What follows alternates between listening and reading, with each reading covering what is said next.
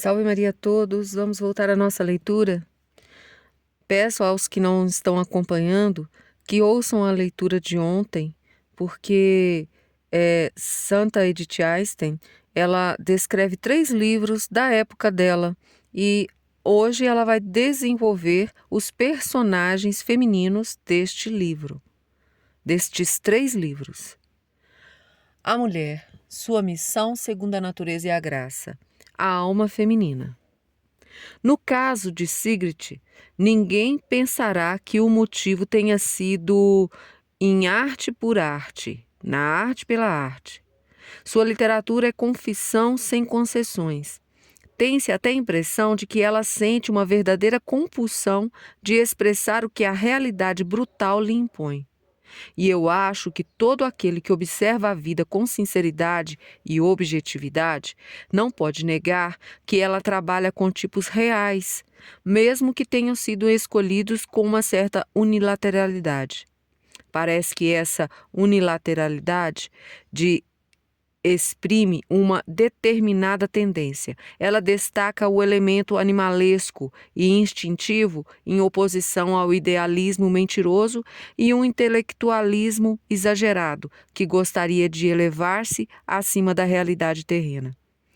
Nora, a personagem, foi escrito por um homem que pretende identificar-se totalmente com o ponto de vista da mulher, que defende as causas da mulher e o feminismo.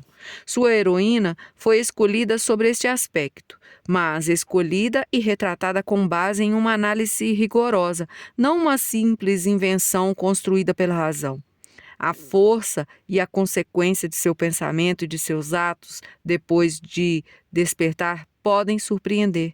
Pode ser que ela já seja até incomum, mas nunca inverossímil ou nunca impossível. A trama clássica de Goethe, a grandeza singela e a ingenuidade sublime da mais nobre de suas figuras femininas, talvez pareçam ao homem moderno sinais da maior irrealidade. E certamente estamos diante de uma idealização, mas nem por isso trata-se de uma construção da fantasia. É uma imagem ideal, baseada, experimentada e sentida na vida. O grande plamador deu forma plástica àquilo que se lhe apresentou como humanidade pura e, ao mesmo tempo, como é eterno feminino, destituído de qualquer intenção tendenciosa. É por isso que nos sentimos comovidos de uma maneira que só o totalidade genuíno e eternamente verdadeiro podem provocar. Isso quanto ao realismo dos tipos escolhidos. Podemos, então, destacar algo comum nas 3 figuras que cresceram em solos tão diversos, tanto em relação ao ambiente em que a criação literária as coloca, quanto à época cultural e à personalidade de seus criadores. Nessa moça natural, cuja alma não chegou a sentir nenhuma mão formadora, nesta boneca de salão, artificialmente impedida em sua formação por uma sociedade supercivilizada, mas que mesmo assim conservou suficientemente instinto sadio para rasgar as redes e tomar sua vida em suas próprias mãos para dar-lhe livremente uma nova forma, na santa, que, num ambiente sagrado, ultrapassou a natureza no contato com a divindade, elevando-se a uma luz sobrenatural, em todas encontra uma índole comum, o desejo de dar e de receber amor, e com isso a aspiração de serem tiradas da estreiteza de sua existência real atual para serem guindadas a um ser e agir mais elevado. O sonho da vida de Ingunn é viver ao lado de Olav, numa fazenda e ter muitos filhos. Devido às limitações da natureza, não consegue imaginar uma extensão maior de seu ser, e menos ainda dar-lhe formas pelos próprios atos. Quando finalmente sobrevém a união com o marido como única realização, ela se agarra à intimidade corporal e ao afeto e procura assegurar-se deles com toda a energia. Mesmo assim, não encontra a felicidade desejada, mas ela não conhece outro caminho para achá-la. ou pelo menos procurá-la, e assim fica com o que tem. A verdadeira vida de Nora, oculta atrás da sua existência de boneca e de que quase não tem consciência inicialmente, é a sua espera pelo extraordinário, que nada mais é do que o fim de uma existência de boneca, a irrupção do grande amor e, com isso, do verdadeiro ser em seu marido e nela própria. Como da parte dele nada vem, como nada mais há atrás da máscara social, ao menos ela própria tenta chegar a si mesma, ao seu verdadeiro ser. No caso de Igênia, já não se faz necessário o avanço para o verdadeiro ser. Ela já está no seu verdadeiro. Já conseguiu alcançar a humanidade suprema, só falta comprová-la e criar o espaço necessário para que possa atuar de modo adequado. Sua aspiração consiste em transformar o ser que nela amadureceu em ato de amor, salvador, pois é o seu destino. Conseguimos assim captar a alma feminina em seu âmago. Claro, poderíamos colocar ao lado desses ainda muitos outros tipos de mulheres, creio, porém, que enquanto se tratar de tipos de mulher, encontraremos no fundo sempre isso mesmo: tornar-se aquilo que se deve ser, deixar amadurecer para o desdobramento mais perfeito possível da humanidade que está latente nela, na forma individual especial que foi colocada nela. Deixar amadurecê-la na união amorosa que, fecundando, provoca esse processo de amadurecimento e, ao mesmo tempo, estimula e promove também nos outros o amadurecimento de sua perfeição. Essa é a aspiração mais profunda do desejar feminino, que pode manifestar-se nos mais diversos disfarces e mesmo distorções e desfiguramentos. Então, o que é este mais diverso disfarce feminino? Deixar amadurecê-la na união amorosa que, fecundando, provoca esse processo de amadurecimento e, ao mesmo tempo, estimula e promove também nos outros o amadurecimento de sua perfeição. Devemos mostrar também, pela comparação com o modo de ser especificamente masculino, que se trata de um desejo especificamente feminino e não de um desejo comum a todo o gênero humano. A aspiração do homem se dirige mais aos efeitos externos, à ação e ao desempenho objetivo do que ao ser pessoal, dele próprio e dos outros. Claro que não se pode separar completamente as duas coisas. A alma humana, como tal, não é um ser pronto, parado. Seu ser é vir a ser, em que as forças que ela traz ao mundo em sua forma germinal devem desenvolver-se pela atividade. Assim, a mulher só pode aproximar-se do desdobramento perfeito da sua personalidade, a que ela aspira, acionando suas forças. O homem trabalha seu ser pessoal, mesmo que não tenha esse objetivo, esforçando-se para obter resultados objetivos. Na sua estrutura básica, a alma é a mesma em ambos os casos. A alma inserida no corpo, de cuja força e saúde dependem sua própria força e saúde, se bem que não exclusivamente de modo cabal. Por outro lado, o corpo recebe dela seu ser enquanto corpo, vida, movimento, forma, conformação e sentido espiritual, sobre a base da sensualidade que é tanto ser corporal quanto psíquico. Repousa um ser espiritual que, pela atividade da razão, explora com o seu conhecimento o mundo, que pela vontade interfere de modo criativo e formador no mundo, e que pelo ânimo recebe internamente este mundo e com ele se confronta. Mas a medida e a proporção dessas forças variam muito de indivíduo para indivíduo, provocando uma diferença específica também entre homem e mulher. Tenho a impressão de que nem mesmo a relação entre corpo e alma é totalmente igual, do que o vínculo com o corpo é naturalmente mais intenso na mulher.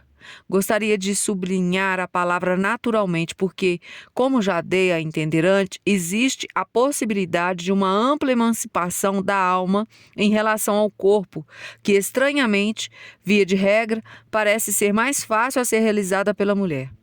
Parece-me que a alma da mulher está mais presente em todas as partes do corpo, de modo que se sente mais atingida em seu íntimo por tudo que lhe acontece. Enquanto para o homem, o corpo assume mais o caráter de instrumento que está a seu serviço, o que provoca um certo distanciamento. Esses fatos devem estar ligados à vocação da mulher para a maternidade. A tarefa de abrigar dentro de si uma vida em formação e crescimento, de abrigar e de alimentá-la, leva a uma certa reconcentração sobre si mesma e o processo misterioso da formação de uma nova criatura no organismo feminino. É uma união tão íntima de elementos psíquicos e corporais que se pode entender facilmente que esta união se constitua em marca de toda a natureza feminina. Existe aí um certo risco. Para haver uma ordem natural e correta entre alma e corpo, isto é, ordem que corresponde à natureza intacta, é necessário que ele receba a alimentação, os cuidados, os exercícios necessários ao funcionamento adequado do organismo. Quando ele recebe mais do que isso, e a natureza corrompida dele costuma pedir mais, registram-se prejuízos para a alma e para o ser espiritual. Em vez de dominá-lo e de espiritualizá-lo, ela passa a afundar nele e ele perde, consequentemente, uma parte de seu caráter de corpo humano. Quanto mais íntima for a relação entre alma e corpo, tanto maior será o risco de afundamento nele, como, por outro lado, a possibilidade de ser impregnado pela alma. Analisando a relação entre as forças espirituais, chegamos à conclusão de que elas necessitam umas das outras e que nenhuma pode persistir sem a outra. Um certo conhecimento racional dos objetos é indispensável para que a mente possa abarcá-los e ponderá-los. Os movimentos do ânimo são a mola da vontade. Por outro lado, cabe à vontade regular as atividades da razão e a vida afetiva. Mas essas forças não estão distribuídas e desenvolvidas de maneira simétrica. A tendência do homem visa, sobretudo, adquirir conhecimento e agir. A força da mulher está na vida afetiva. Isso tem a ver com seu interesse pelo ser personalizado. Pois nos movimentos e nas disposições do ânimo, a alma toma consciência de seu próprio ser e daquilo que ela é e como é. E assim, ela recebe também a importância do outro ser para si própria, bem como a qualidade específica e o valor inerente das coisas fora dela e de outras pessoas e de objetos não pessoais. O órgão de identificação do ser, em sua totalidade e em sua peculiaridade, está inserido no centro de seu ser, condicionando a aspiração de desdobrar-se no todo e de ajudar aos outros a se desdobrarem igualmente. Característica essa que anteriormente já identificáramos na alma da mulher. Desta maneira, ela está melhor protegida por natureza contra a atividade unilateral e o desdobramento de suas forças do que o homem.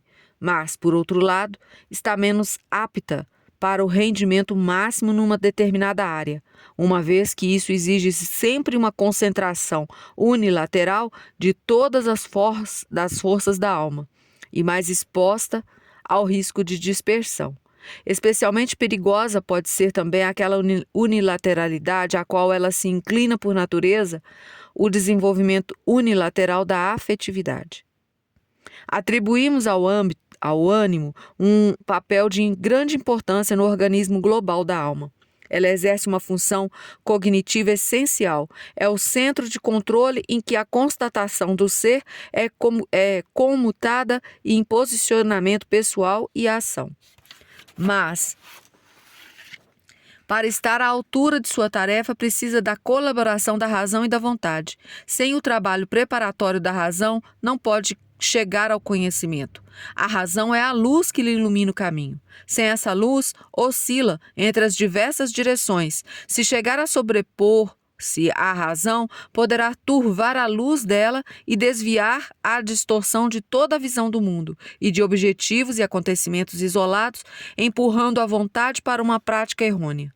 Seus próprios movimentos carecem do controle da razão e da orientação da vontade. É verdade que a vontade não tem o poder absoluto de provocar ou suprimir estados de ânimo, mas faz parte de sua liberdade deixar curso livre às emoções que nascem ou inibi-los. Na ausência de treinamento da razão e da vontade, a vida emotiva se transforma em movimento sem rumo certo. E como ela necessita de algum estímulo para entrar em ação, pode passar a ser dominada pela sensualidade, por falta de orientação por parte das forças superiores do espírito. Neste caso, a vida da alma afunda nos instintos animalescos, sentindo-se até incentivada a isso pela ligação estreita com o corpo. Assim, a alma feminina só poderá amadurecer para o ser que lhe é adequado se as suas forças receberem a devida formação. Os tipos concretos que nos serviram de ponto de partida nos mostraram não apenas predisposições naturais, como também diversos estágios de formação da alma feminina. Chegamos a conhecer uma alma feminina que era praticamente matéria informe, mas que mesmo assim deixou entrever a que tipo de forma aspirava. Uma outra adquirira uma determinada forma sobre as influências do acaso e de intervenções medíocres, sem, no entanto, achar a sua forma adequada. E, finalmente, uma terceira que se nos mostrava como uma criatura perfeita nas mãos de um mestre.